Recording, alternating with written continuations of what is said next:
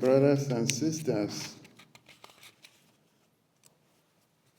in our gospel reading yesterday, Jesus was warning us about the need for us to be prepared for the coming of man, because we do not know the time it will happen. And immediately after that, today we listen to what it tells us about prayer. The need to pray constantly without growing weary. In other words, Christ is telling us that the way we have to avoid being taken by surprise, the second coming, is by constant prayer. And today, he gives us models of that constant prayer. First of all, we are celebrating today, actually, as a Saturday, we would normally have celebrated the Mass of Our Lady, who is a model of that constant prayer for all, who is forever interceding for us, leading us to her Son. And then also we have St. Albert the Great, one that should be of particular interest to our seminarians, because he was the greatest philosopher of his time. And one of the people he mentored is St. Thomas Aquinas. You see, great teachers produce great students. Those they mentor become as great as themselves, and sometimes greater than themselves. He had the talent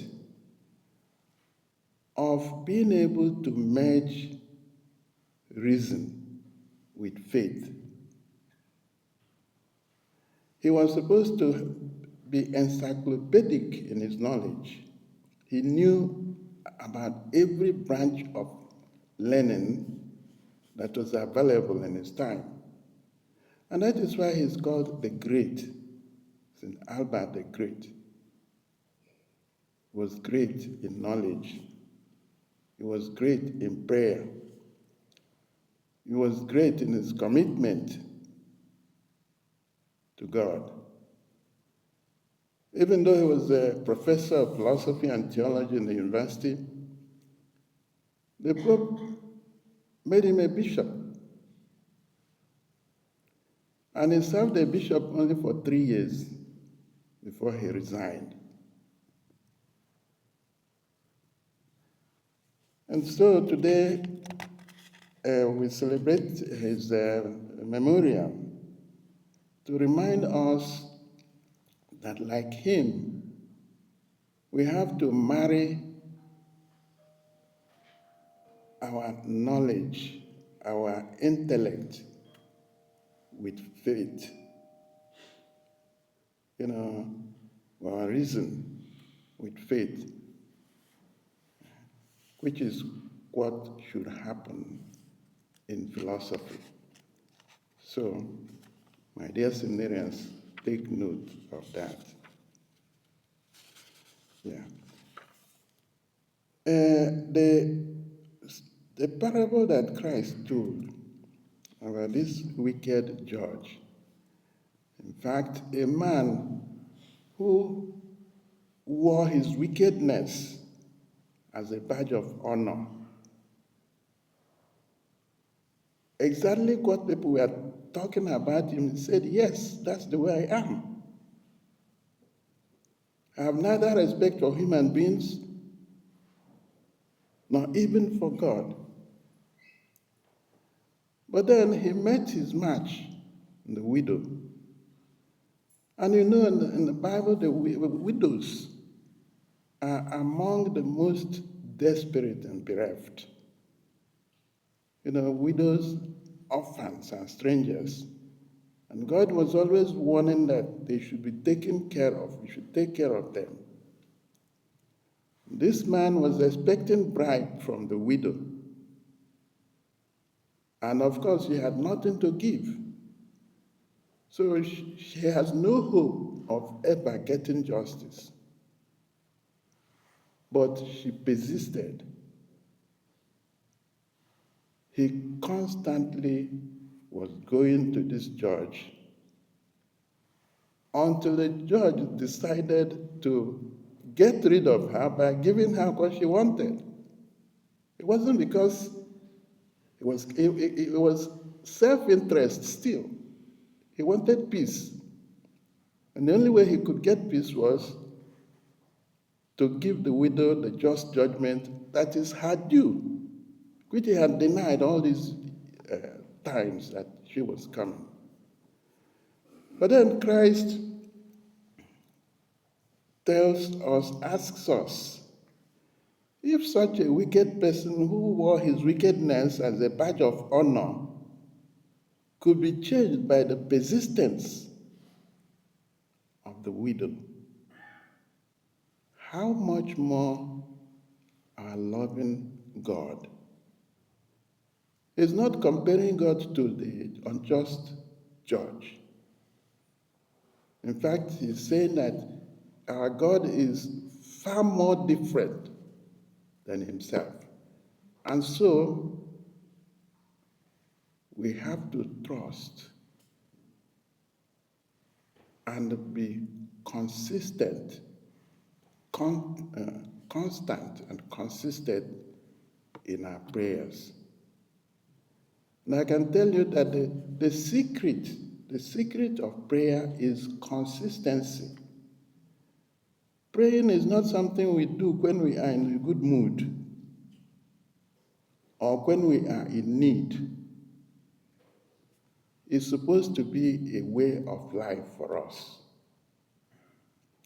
You know, it is said that water is the life of the fish. So also, prayer is the life of a Christian. Someone who is not praying cannot really consider himself a Christian, because prayer is what nurtures our relationship with God. Just as food nurtures our physical well-being.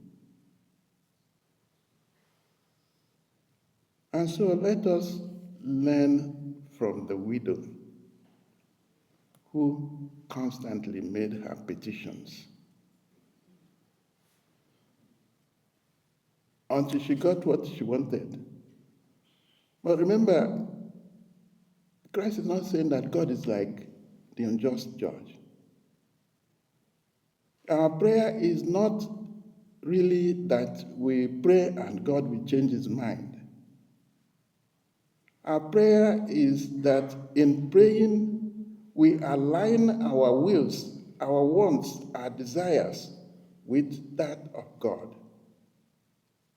And that is why when Christ taught us how to pray our Father, the important part of that prayer is, thy will be done on earth as it is in heaven. We do not tell God, my will be done. And sometimes what happens is that we make up our mind what we want, and we want it right now. And so we pray. And if we don't get it, some of us, what we do, we throw a tantrum for God. You know, there was one young man who once said to me, you see, I've been asking God for for something all this while, and I've received no positive answer. And so I have decided to give God some gap, some distance. Let him stay there where he is, and then I'll stay here. That is not a Christian attitude. Because God is not at our beck and call. He knows more than ourselves. He knows the future, the present, and the past. And so when we are praying, he already knows whether that what we are asking for will be beneficial to us.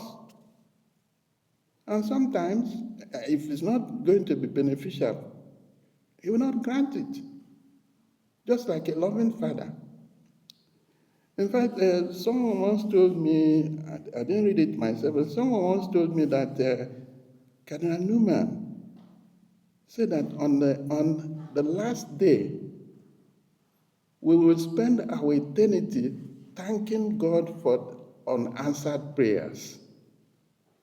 Because it is only then that we will come to know why God didn't answer them. And when we know that, then we start thanking him for not answering us the way we wanted. Of course, God answers all prayers, but he doesn't answer them usually the way we want them. So, like the widow, let us be persistent in prayer, but trusting in God's goodness, that in his goodness, he will give us not what we want, the way we want it, but what he knows will be best for us. Because that is what loving parents do. They give their children what they know to be best for them. And so, he knows what he's doing. And so, trust in God at all times.